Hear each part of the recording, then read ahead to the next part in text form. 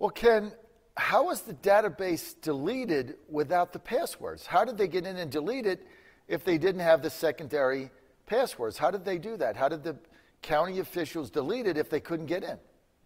No, the deleted database that included, or that it's a directory. It was a directory, I think it was called EMS Primary. They can see in several other data files and folders a reference to a directory called EMS Primary. But then they go to the hard drives and the databases that the county did deliver, and the entire directory is missing. So someone had to have deleted a directory with several databases within it, and that's why the Senate is inviting the county to come down next week and explain why is there a complete directory full of databases missing from the hard drives that they did give us. The delete what is database. Ken, what does the missing databases mean? Yeah. I mean, how did that? Why is that? Tie the knot here. Draw the bridge. Okay. The missing databases. Why is that critical to your audit? What could that prove or not prove, Ken? Well, we're dealing with a race that was decided by less than 0.3% of the vote. And so we have to, if Arizona was a shire, like back in England, where 1,000 people lived in one place, it was called a shire. And 80% of Arizona voted last November. That's 800 people. The race was this close.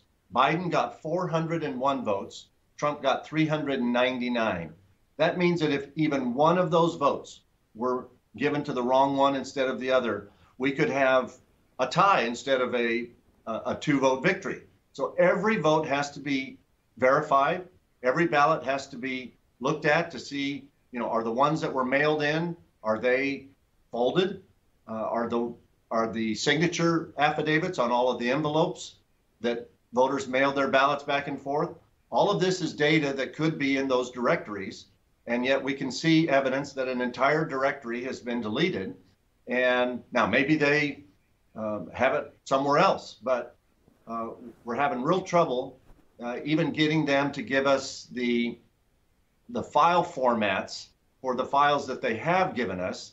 And so if an entire directory is missing with the databases that would have been in it, that's a huge problem.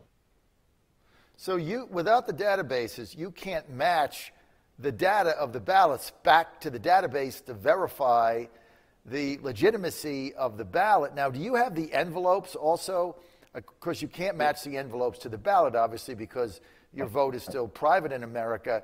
But the number of envelopes, if they're mail-in ballots, should match the number of ballots, right? That's the same thing going on in Fulton County. In Fulton County, the envelope should match the ballots that got mailed in as far as the number, right? Correct. We're really looking for 4 UNs, UNs. Are there any ballots that were uncounted? We've got 33,000 ballots in Arizona where the machines did not record any vote for president. That's 1% of the ballots.